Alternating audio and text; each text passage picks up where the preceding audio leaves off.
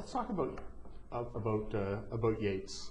It strikes me as a man who's mortgaged his soul and his next soul and the next one after. I mean, if you're into reincarnation, he's probably pretty far in the karmic hole. He's done some bad things. He started out with talent. He started out with the ability to change. He had the ear of people who mattered, and little by little he took his eye off the ball, or he took the higher appearance fee, and he realized that he could make more money and have a better life if he looked the other way and told people what they wanted to hear. Along the way, he did some despicable things, yet somehow there's a little tiny bit of him that is likable, that you sort of root for. Someone had said to me, "Do you see a Jerry Maguire parallel here?" And I said, well, Jerry Maguire had an epiphany about a third of the way through the movie at the end of Act 1, and he changes. Yates has epiphanies, and he thinks he ought to change, but then he doesn't change, and then he has another one and thinks, oh, maybe I ought to try to be better again, and he still doesn't, and right up to until the end, you're hoping that it'll change, but I think it would be out of character for him to completely change.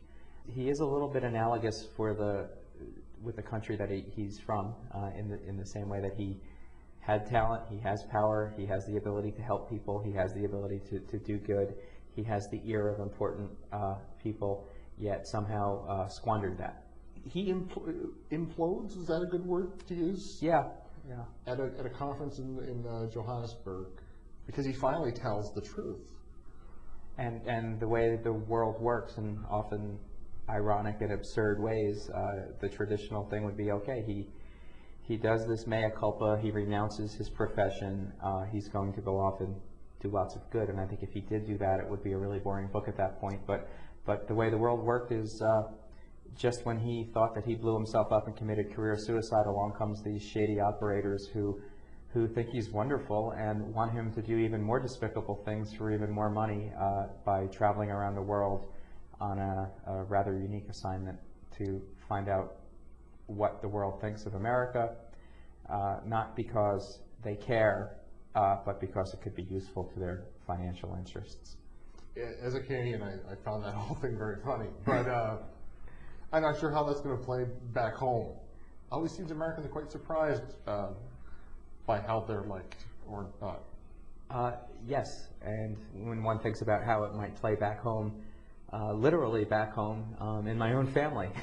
Oh, really? Yeah, I have a brother who's a New York City fireman. I have people who have different takes on what it means to be an American, and people have different levels of tolerance for criticism of their country, or being self-aware about what it means to be an American in the world today. And someone wrote, satire is an earnest desire to make the world you're writing about better. I don't know if I totally believe that, but I do think that you're not doing it out of hatred or to bring something down. You're writing something to make a point and to provoke thought. And I find the reaction in Canada and in overseas, so the book is done well as far as foreign sales, it's not published overseas yet, is quite different than the reaction I've gotten in the States. The States, people have focused on the advertising and the business aspect of it, a little bit of the pop culture, not too much about the global politics of it. And in Canada and overseas, people are really interested in that aspect of it, I think because it's a very self-aware look by an American at what it means to be an American in a kind of crazy world. You have an outsider's perspective on a country that isn't so hot on introspection.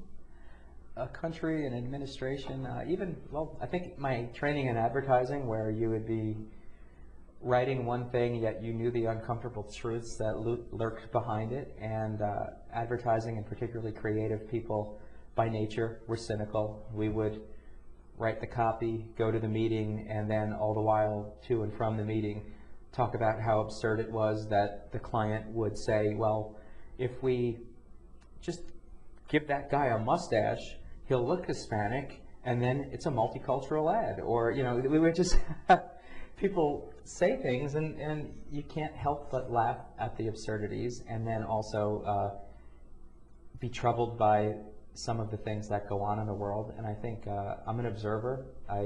Unlike Yates, who travels through the world and looks out the rear window of a car whose window only goes 3/4 of the way down and whose glass is tinted and who refuses to really ask pertinent questions. I was able in advertising to travel quite a bit around the world, see a lot of things, and I would ask people, what are you reading? What are you listening to? What's the political situation here? And ultimately I would ask, what do you think of us? Not that it was an easy answer, but it was always interesting to hear about. And again, I'm critical, but I don't necessarily have answers. That's one of the running themes in the book. I think it's good to ask questions. It's good to try to ponder these things. But when a futurist or a politician tells you that they're absolutely sure that this is the way it is or this is the way it's going to be, that's when you ought to start reaching for your wallet to make sure that they haven't stolen that too. The book is The Futurist. I've been speaking with the author, James P. Othmer, and The Futurist is published by Doubleday Canada.